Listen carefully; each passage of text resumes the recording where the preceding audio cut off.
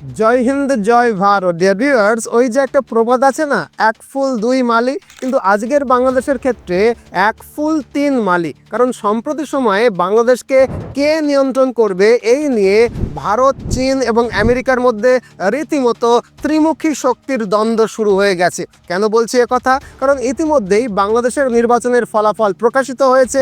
ওপর দেখলে বিষয়টা খুবই সাধারণ লাগবে, বিএনপি জিতেছে আর জামাত হেরেছে, কিন্তু প্রশ্ন হলো এই নির্বাচন কি শুধুই বাংলাদেশের আভ্যন্তরীণ ক্ষমতার পরিবর্তন, নাকি এর পেছনে ছিল আরও বড় কোনো ভূরাজনৈতিক সমীকরণ, যেখানে ভারত, যুক্তরাষ্ট্র ও চীন প্রত্যেকে নিজের নিজের স্বার্থ রক্ষা করতে রীতিমতো সক্রিয় ছিল। কারণ দক্ষিণ এশিয়ার মানচিত্রে বাংলাদেশ শুধু একটা রাষ্ট্র নয়, এটি বঙ্গোপসাগরের প্রবেশদ্বার, ভারতের চিকেন নেকের নিরাপত্তা বলয়ে অবস্থিত একটা দেশ এবং ইন্দো প্যাসিফিক স্ট্র্যাটেজিক কৌশলে বাংলাদেশ একটা গুরুত্বপূর্ণ অংশ। তাই গত কয়েক মাসে বাংলাদেশের রাজনৈতিক ঘটনা প্রবাহের দিকে আন্তর্জাতিক প্লেয়াররা তীক্ষ্ণ নজর রেখেছিল। কোনো শক্তি ভেবেছিল যে জামায়াতে ইসলামী বাংলাদেশের ক্ষমতায় আসবে, কিন্তু শেষ পর্যন্ত যে ফলাফল সামনে এলো তা তাদের পূর্বাভাসের সঙ্গে পুরোপুরি মেলেনি। কেন মেলেনি? এর পেছনে কোন কৌশল কাজ করেছে, কার কৌশলই বা ব্যর্থ হলো? এখানে এই প্রশ্নটা জোরালো হচ্ছে যে বাংলাদেশকে ঘিরে ভারত, আমেরিকা এবং চায়নার ভূরাজনৈতিক দ্বন্দ্বে আসলে জিতলো কে। তাই এই ভিডিওতে আমরা ধাপে ধাপে বিশ্লেষণ করব যে কিভাবে নির্বাচনের আগে আন্তর্জাতিক সমীকরণ বদলাচ্ছিল, কোন কোন কৌশলগত পদক্ষেপ নেওয়া হয়েছিল, কোথায় ভারসাম্য তৈরি হয়েছে, আর শেষ পর্যন্ত বাংলাদেশের এই নতুন রাজনৈতিক বাস্তবতায় প্রকৃত লাভবান কে হলো। আলোচনাটা গভীর, তাই শেষ পর্যন্ত দেখার অনুরোধ করব। তো চলুন শুরু থেকে শুরু করি। তবে তার আগে একটা কথা, যদি আপনি বা আপনার বাড়ির কেউ ডাক্তার হওয়ার কথা ভাবছেন, তবে তাদের কাছে একটা কঠিন বাস্তবতা হলো যে সর্বভারতীয় নিট পরীক্ষা পাশ করলেই যে সরকারি মেডিকেল কলেজে চান্স পাওয়া যাবে এর কিন্তু কোনো নিশ্চয়তা নেই। এই অবস্থায় আমরা যারা ভীষণভাবে ডাক্তার হতে চাই তাদের কাছে কেবল দুটোই বিকল্প থাকে, হয় কোটি টাকা খরচ করে বেসরকারি মেডিকেল কলেজে ভর্তি হওয়া, নয়তো বিদেশের কোনো মেডিকেল কলেজ থেকে MBBS পাশ করে আসা। এখন আমাদের দেশের বেসরকারি মেডিকেল কলেজগুলোর পরিকাঠামো কীরকম সেটা নিশ্চয়ই ভালো করেই জানেন। তাছাড়া কম করে কোটি টাকা খরচ হয় বেসরকারি মেডিকেল কলেজ থেকে MBBS পাশ করতে। তাই এই পরিস্থিতিতে নিট কোয়ালিফাই করা ছাত্রছাত্রীদের হাতে আর একটাই বিকল্প থাকে, সেটা হলো দেশে বেসরকারি মেডিকেল কলেজে ভর্তির খরচের 1/4 টাকায় বিদেশের ভালো কোনো মেডিকেল কলেজ থেকে MBBS পাশ করে দেশে ফিরে আসা। অবশ্য অনেকেই ভাবেন যে বিদেশের ডিগ্রি বোধহয় ভারতে কাজ করবে না, অথচ আজকের দিনে আপনি দেশে বা বিদেশে যেখান থেকেই MBBS পাশ করুন না কেন, ডাক্তার হিসেবে কাজ করার জন্য আপনাকে একটা কমন লাইসেন্স এক্সাম পাশ করতেই হয়। সেক্ষেত্রে দেশে পড়া বা বিদেশে পড়ার মধ্যে তেমন কোনো পার্থক্য থাকে না। আমাদের একটা প্রতিষ্ঠান আছে মিশন MBBS কলকাতা, যারা গত 15 বছর ধরে শিক্ষার্থীদেরকে বিদেশ থেকে ডাক্তারি পড়িয়ে আনতে সহায়তা করছে। গত 15 বছরে আমরা 1000-এর বেশি ছাত্রছাত্রীকে বিদেশ থেকে ডাক্তারি পড়িয়ে আসতে সহায়তাও করেছি। তারা দেশে ফিরে কমন লাইসেন্স এক্সাম পাশ করে বিভিন্ন হাসপাতালে সফলভাবে প্রতিষ্ঠিত হয়েছে। আপনিও যদি বিদেশ থেকে ডাক্তারি পড়ে দেশে ফিরে সাফল্যের সঙ্গে কাজ করতে চান, তাহলে বিস্তারিত জানতে আমাদের ওয়েবসাইট ভিজিট করতে পারেন, অথবা সরাসরি আমাদের কলকাতার অফিসে এসেও কথা বলতে পারেন।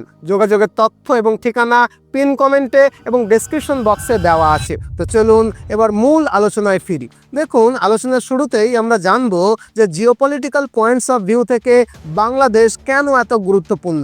আসলে বাংলাদেশ একটা ছোট্ট দেশ হলেও এর ভৌগোলিক এবং কৌশলগত অবস্থানের জন্য এই দেশটা ভীষণই গুরুত্বপূর্ণ। কারণ বাংলাদেশের উপকূল বঙ্গোপসাগরের উত্তর প্রান্তে, আর এখান দিয়েই মধ্যপ্রাচ্য থেকে পূর্ব এশিয়ায় জ্বালানি এবং পণ্য পরিবহন হয়। তাছাড়া চট্টগ্রাম এবং মোংলা বন্দর ভারতের উত্তর পূর্বের রাজ্যগুলোতে ঢোকার জন্য বিকল্প প্রবেশ পথ।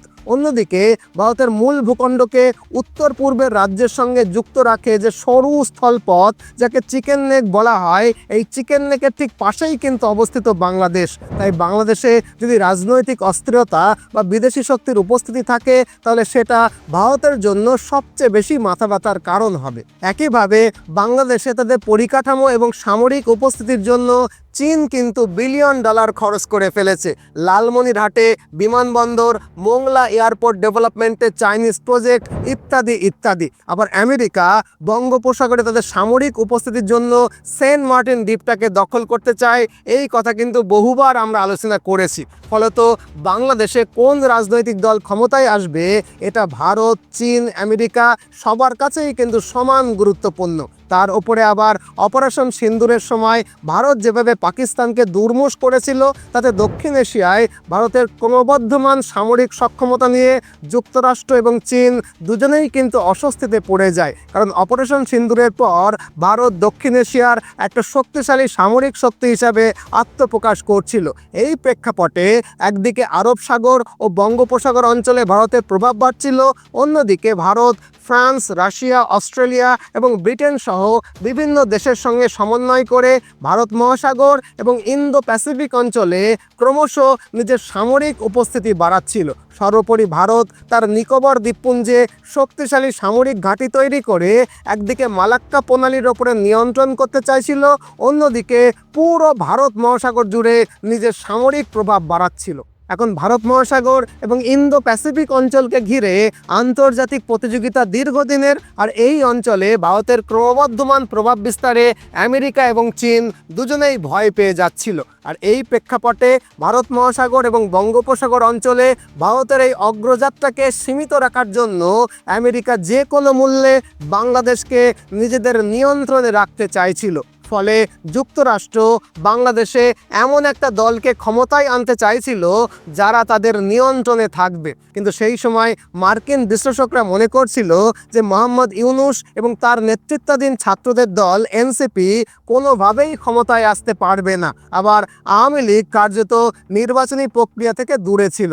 আর সেই সময়ে বাংলাদেশ ন্যাশনালিস্ট পার্টি মানে বিএনপিও খুব বেশি সক্রিয় অবস্থানে ছিল না, কারণ খালেদা জিয়া অসুস্থ ছিলেন আর তারেক রহমান দেশের বাইরে ছিলেন। তাছাড়া তারেক রহমানের ভবিষ্যৎ রাজনৈতিক সম্ভাবনাও তেমন কিছু উজ্জ্বল মনে হচ্ছিল না।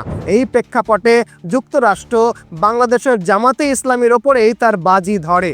যুক্তরাষ্ট্রের গোয়েন্দা সংস্থা CIA বাংলাদেশের জামাতে ইসলামী দলটাকে একটা গ্রহণযোগ্য রাজনৈতিক শক্তি হিসাবে গড়ে তোলার সর্বাত্মক চেষ্টাও শুরু করে। এখন এখানে প্রশ্ন উঠতেই পারে যে জামাত ইসলামী বা কেন?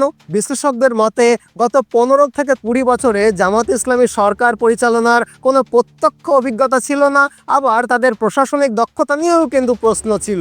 ফলে আমেরিকা ধারণা করেছিল যদি দলটি ক্ষমতায় আসে তাহলে তাদের নিয়ন্ত্রণে রাখা সহজ হবে। যুক্তরাষ্ট্রের লক্ষ্য ছিল যদি জামাতে ইসলামী নির্বাচনে বড় শক্তি হিসাবে উঠে আসে এবং বাংলাদেশের ক্ষমতায় আসে তাহলে পর্দার আড়াল থেকে তাদের ওপরে প্রভাব বিস্তার করাটা খুবই সহজ একটা বিষয় হবে। কিন্তু সেপ্টেম্বর অক্টোবর নাগাদ জামাতে ইসলামীর সঙ্গে যুক্তরাষ্ট্রের প্রত্যক্ষ সম্পর্ক ছিল না, তাই তখন পাকিস্তানের মাধ্যমে যোগাযোগ স্থাপনের চেষ্টা শুরু হয়। ওই সময় পাকিস্তানের সেনাপ্রধান অসীম মুনিরের যুক্তরাষ্ট্র সফর এবং ট্রাম্পের সঙ্গে বৈঠকের মাধ্যমে জামাতে ইসলামীর সঙ্গে আমেরিকা সম্পর্ক স্থাপন করে এবং তারপর থেকে পাকিস্তানের মাধ্যমে যুক্তরাষ্ট্র জামাতে ইসলামকে অর্থ সাহায্য শুরু করে এবং নির্বাচনী কৌশল তৈরিতেও সর্বাত্মক সহায়তা করে। একইভাবে চীন বাংলাদেশে যে বিলিয়ন ডলারের ইনভেস্টমেন্ট করে বসেছিল সেগুলোকে রক্ষা করবার জন্য জামাতে ইসলামকে সমর্থন করতে শুরু করে। বাংলাদেশের লালমনিরহাটে চীনের বিমানবন্দর, মংলা বন্দরে চীনের ইনভেস্টমেন্ট, এগুলোর জন্য চীনও জামাতে ইসলামের পক্ষেই বাজি ধরে। বিশ্লেষকদের মতে বাংলাদেশে ভোটের আগে জামাতে ইসলামীর পক্ষে যে জোরালো হাওয়াটা উঠেছিল তার পেছনে ছিল পাকিস্তানের মাধ্যমে পাওয়া আমেরিকার অর্থ এবং কৌশলগত সহায়তা এবং চীন থেকে আসা কোটি কোটি ডলারের সহায়তা। এই দুটোই কিন্তু কাজ করেছিল। সব মিলিয়ে বাংলাদেশের নির্বাচনকে ঘিরে আমেরিকা, পাকিস্তান এবং চীনের জোটের সঙ্গে ভারতের প্রতিযোগিতা শুরু হয়ে গেছিল। আমেরিকা, পাকিস্তান এবং চীনের প্রত্যক্ষ সমর্থন পাওয়ার পর থেকে বাংলাদেশ জুড়ে কট্টর ফান্ডামেন্টালিস্ট দল জামাতে ইসলামীর বারবারন্ত শুরু হয়ে যায় এবং সাথে সাথে গোটা বাংলাদেশ জুড়ে তীব্র ভারত বিরোধী ন্যারেটিভ তৈরি করা শুরু হয়। আর তখন থেকেই বিএনপিকে বাংলাদেশে বিকল্প শক্তি হিসাবে ভাবতে শুরু করে ভারত। কারণ আওয়ামী লীগ বাংলাদেশে অবৈধ ঘোষিত হয়েছিল, আর বিএনপি ও জামাতের মধ্যে বিএনপির তুলনায় গ্রহণযোগ্য ছিল, মানে মন্দের ভালো আর কি। তাছাড়া সেই সময় বাংলাদেশের বিএনপির উচ্চ নেতৃত্বরা ভারতের সঙ্গে নিরবিচ্ছিন্নভাবে যোগাযোগ রক্ষা করে চলছিল, কারণ ভারতের সমর্থন ছাড়া ভারতীয় মহাদেশে ক্ষমতায় আসা বা ক্ষমতায় থাকা যে সম্ভব নয়, এটা বিএনপির নেতারা খুব ভালোভাবে বুঝে গেছিল। আর এই অবস্থায় লন্ডনে থাকা খালেদা জিয়ার পুত্র তারেক রহমান ভারতের সঙ্গে যোগাযোগ করতে শুরু করলে ভারতের গোয়েন্দা সংস্থা তৎক্ষণাৎ সাড়া দেয়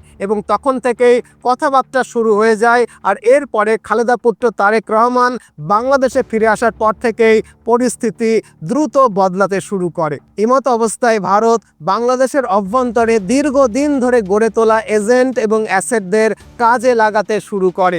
বাংলাদেশের একাডেমিক মহল, ব্যবসায়িক সংগঠন, গণমাধ্যম, সোশ্যাল মিডিয়া ইনফ্লুয়েন্সার, অবসরপ্রাপ্ত সামরিক এবং প্রশাসনিক কর্মকর্তাদের মধ্যে একটা শক্তিশালী সমন্বয় নেটওয়ার্ক তৈরি করে এই নেটওয়ার্ককে ব্যবহার করে গোটা বাংলাদেশ জুড়ে 4 দফা মূল বার্তা ছড়িয়ে দেওয়ার চেষ্টা হয়। মানে নির্বাচনের আগে বাংলাদেশে 4টি মূল ন্যারেটিভকে তৈরি করা হয়। প্রথম বার্তাটি হলো বাংলাদেশকে আগামী দিনে প্রবৃদ্ধির পথে এগোতে হবে, অর্থাৎ দেশের অর্থনীতি এবং পরিকাঠামো উন্নয়নের দিকেই মনোযোগ দিতে হবে। মানে বাংলাদেশের সার্বিক উন্নতি বিএনপির প্রচারের মূল এজেন্ডায় পরিণত হয়।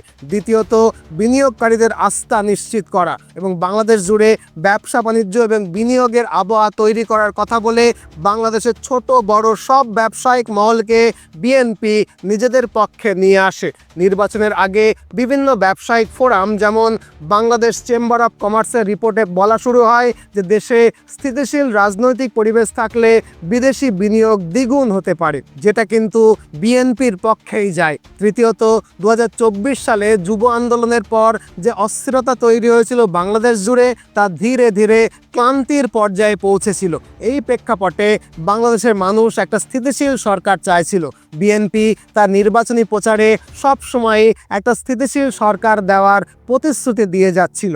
চতুর্থত, নির্বাচনী প্রচারে বিএনপি বারবার বলছিল যে শুধুমাত্র নির্বাচনী জয় বা রাজনৈতিক ক্ষমতা নয়, দেশকে দীর্ঘমেয়াদীভাবে শক্তিশালী এবং আঞ্চলিকভাবে প্রভাবশালী রাষ্ট্র হিসেবে গড়ে তুলতে হলে অর্থনীতি এবং প্রশাসনকে সমন্বিতভাবে শক্তিশালী করতে হবে এবং প্রতিবেশীর সঙ্গে সুসম্পর্ক বজায় রাখতে হবে।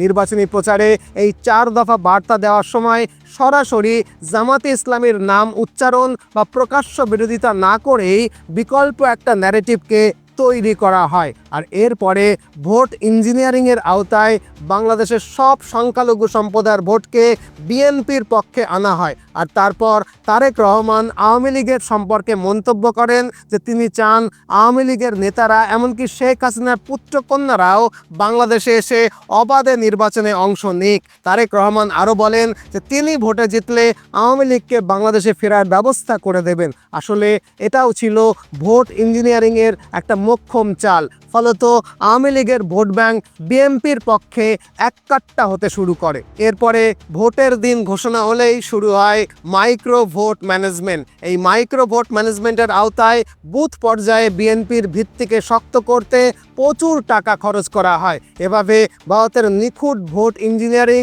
মাইক্রো ভোট ম্যানেজমেন্টের ফলে বিএনপি বিপুল ভোটে জয়লাভ করে আর মুখ থুবড়ে পড়ে কট্টর মৌলবাদী জামাতে ইসলামী। শেষ পর্যন্ত 2026 সালের নির্বাচনে জামাতে ইসলামী মাত্র 70টি আসনে আটকে যায়। মানে পাকিস্তান, চীন এবং আমেরিকা সম্মিলিতভাবে জামাতে ইসলামকে বাংলাদেশের ক্ষমতায় প্রতিষ্ঠা করার যে চেষ্টা করেছিল, সেই অপচেষ্টা ব্যর্থ হয়ে যায়।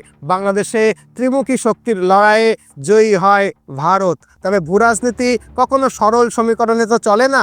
দৃশ্যমান ফলাফলের আড়ালে থাকে অদৃশ্য কৌশল, নীরব সমঝোতা এবং দীর্ঘমেয়াদী পরিকল্পনা। তাই আজ বিএনপি জয়ী হয়ে ক্ষমতায় বসলেও কাল কি হবে সেটা কিন্তু একেবারে নিশ্চিত নয়। অতএব বাংলাদেশের রাজনৈতিক পরিস্থিতির দিকে আমাদের সদা সর্বদা তীক্ষ্ণ নজর রাখতে হবে। আশা করি বিষয়টাকে আপনাদের বুঝিয়ে বলতে পারলাম। এখন আপনাদের কাছে আমার প্রশ্ন, আপনি কি মনে করেন বাংলাদেশে বিএনপি সরকার ভারতের জন্য ভালো হবে? কমেন্ট বক্সে আপনার মূল্যবান কমেন্ট জানাতে ভুলবেন না। আজ এ পর্যন্তই। আর হ্যাঁ, আপনি যদি আপনার ছেলে বা মেয়েকে বিদেশ থেকে ডাক্তারি পড়িয়ে আনতে চান তাহলে আমাদের প্রতিষ্ঠান মিশন MBBS এর ওয়েবসাইটে ক্লিক করে বিস্তারিত জানতে পারেন, অথবা আমাদের সেক্রেটারিদেরকে ফোন করে এনকোয়ারি করতে পারেন। ওয়েবসাইটের লিংক এবং ফোন নাম্বার ডেসক্রিপশনে এবং পিন কমেন্টে দেওয়া আছে। আজ এ পর্যন্তই। নতুন ভিডিও নিয়ে আবারও দেখা হবে। ততদিনে ভালো থাকবেন, সুস্থ থাকবেন, সদা সর্বদা ভারতের পক্ষে থাকবেন। জয় হিন্দ, জয় ভারত।